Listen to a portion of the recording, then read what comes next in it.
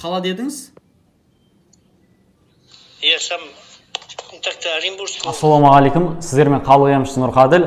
Қазақстанның барлық қалаларынан консультация алып жатыр менен.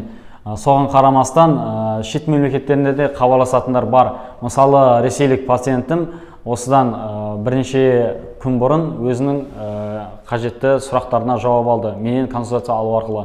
Сіздер де консультация алу үшін көрсетілген номерге WhatsApp-қа жазыңыз. Сіз жаңа Российская область қандай қала дедіңіз? Я сам Оренбургской области. Окей. Я работаю здесь, в Самаре. Қазақстанда қай қалада тұрасыз? Нет, я в Казахстане не живу, я в Россияда тұрам. Сұрақ қандай сізде? Қандай мәселе? Ну, қандай мәселе болғанда, хотел спросить, это простатит. Чем лечиться, как? Я на кровь сдавал простатитке. Ну, еще вот 3-й неделе еще не готовы меня. Но хотел дальше лечиться, как что получится. Какие лекарства купить мне. По-моему, сізге ана урологтарға барған соң анализ тапсыр, анан тапсыр деп соңында бір бәленбай дәрі жазып берген шығар, антибиотик, по-моему. Не, мен әлі урологқа барған жоқпын. Мен просто кровь сдавал. Еще анализ не готовый. Сондықтан мен, может, дальше бармай-ақ урологқа, может, сізде қандай болады. Қазір мен сізге көрсетейінші. Осылай өзіңіз. Ал жерші, алтын болмасын. 2 коробочка. Төртеу.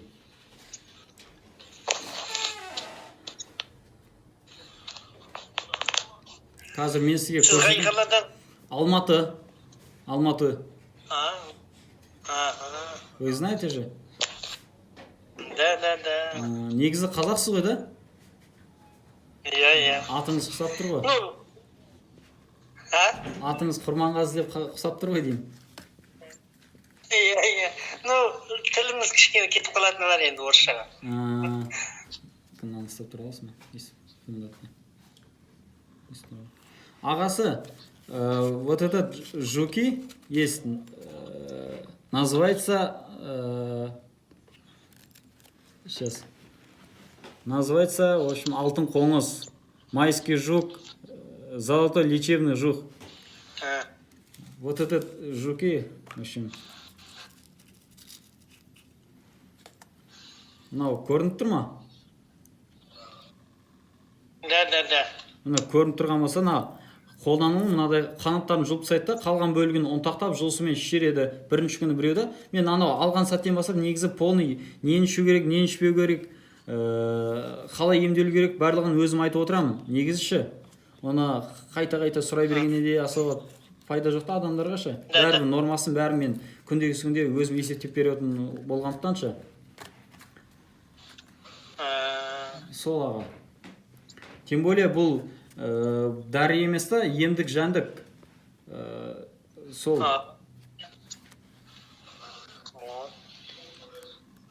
Дәрілерді қазір енді шыны керек, оны өзіңіз де білетін шығарсыз, анау бір бизнеске айналдырып тастаған ғой, бір рет ішесің, артынан кемір екінші рет ішесің уже. Оны ішпесеңіз әсер болмай қалады деген сияқты. Да. Курс лечения получает. 6 айда бір, 3 айда бір деп соза береді. Сенде андай бір анализ тапсыртқызып алып, до и послесі дұрыс шықты бол, давай сау бол, ондай. Оны только қолданғаннан кейін ғана, то есть жүзеге асқан кезде ғана біледі адам өзі. Бұны тексерілмей-ақ. Сол да мен айтамын, менде мынандай деймін, бір адам келеді, артан кейін бір 5-6 танысы келеді. Ол өтірік емес. Менде қазір андай ғой, ол түсте атам емші да, бір адам емделгенде оларды енді не қылады ғой, Қазақстанда мына ауылда мынандай емші бар екен деп сарафан радиомен кете береді. Мен бұны жас болған соң 2 жылдан бері басқа қалаларға шығарып жатырмын, интернетке, ютубқа, немеге ше. Сол.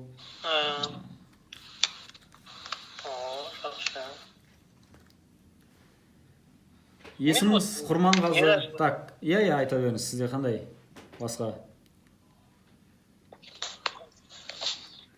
Сізде негізі простатит болғанда қандай проблема болып жатыр? Нақтырақ айтсаңызшы. Проблема жоқ вот осы. Жоқ, именно простатит болғанда ше көбісі простатит деп қойып қоя салады да, нақты проблемасын айтпайды. Қандай нақты проблема?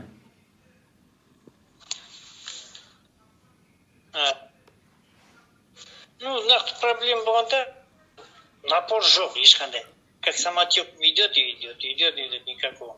Нафор жоқ деген Ну, сол енді. эрекция нету. Иә, эрекция жоқ болады, ол анау нәрсе ғой, сізде қуық асты безі қабынып кетеді да, нәтижесінде қан тамырлар жиырылып, анау әсіресе күн суыған кезде ол қатты белең алады, себебі бездің бәрі гормональный нәрсе бір-біріне байланысқан ғой. Сіздегі жаңа эрекцияның көтерілмеуі барлығы осы қуық асты безінен келіп тіреледі. Мынау нафор бүйтіп шығады ғой, қысып қалады да, ісініп кетеді қабынған сайын. Сол. Да. Вот, қаншама нетсең де, все равно капелька остается.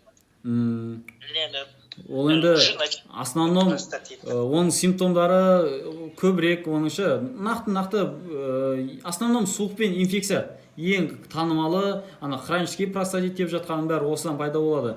Оны емдемесе білесіз, аденома болып кететіні. Жалпы мынандай ғой, жаңағы хронический деп жатқан суық пен инфекцияны тазаламай никак ана простатит емделмейді. Оны алып урологтар қайта массаж жасап беріп жатқан, ана бездің қабынуын кішірейтіп береді, уақытша ғана ол. Вот этот мынау қоңыз бірінші күні ішкеннен кейін, бірінші күні алғашқы күндерден бастап тазалай бастайды. Зәр арқылы қайта туалетке жүгіртіп өзіңіз көресіз, бір ірің сияқты аралас қылып шығара бастайды деген сияқты өзіңіз байқайсыз да? Сол ағасы.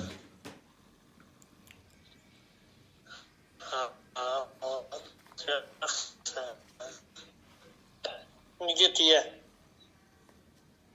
вот середина октября онда Уральскийге барамын.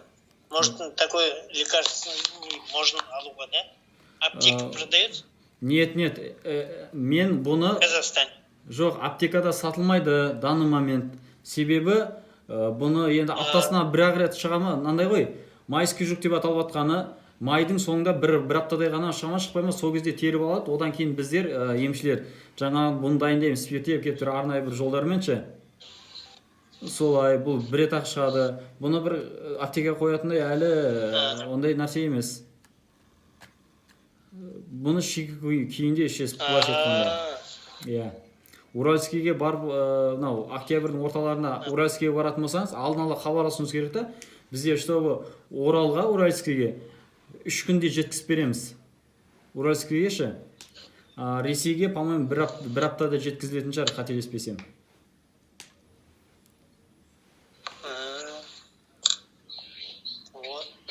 Через почту, да? Или как? Курьер. Мысалы, Қазақстанға... Эксперт логистик деген курьермен. Через почту это же бір апта болып кетеді. Или одан да ұзарып кетеді деген сияқты. Ал через курьер, эксперт логистик деген международный курьерский компания бар. Сол Уральскийге бір күн 3 күн аралығында жеткізіп береміз.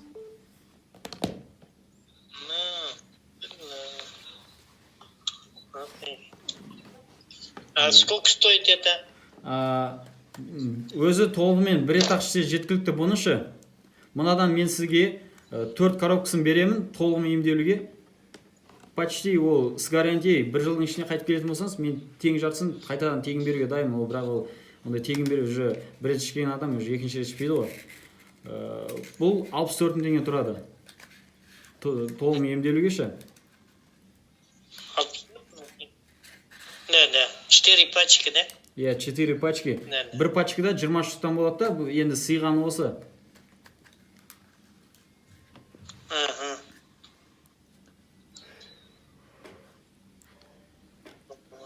Сол аға.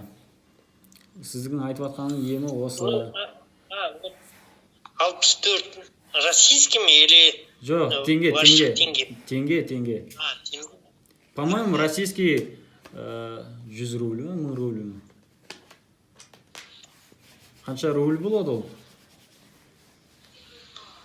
Калькулятор есть? Сейчас. Калькулятор қайда?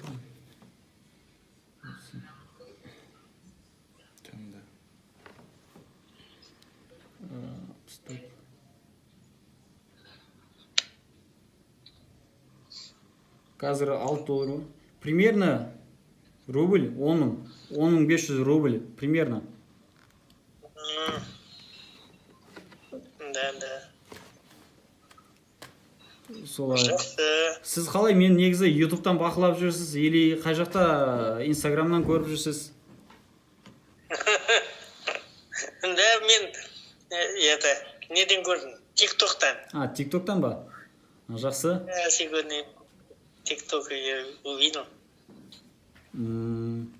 Сол, по-моему, анау бір екі видеом трендке шығып кеткен еді ғой, анау. Қыз менің даусым.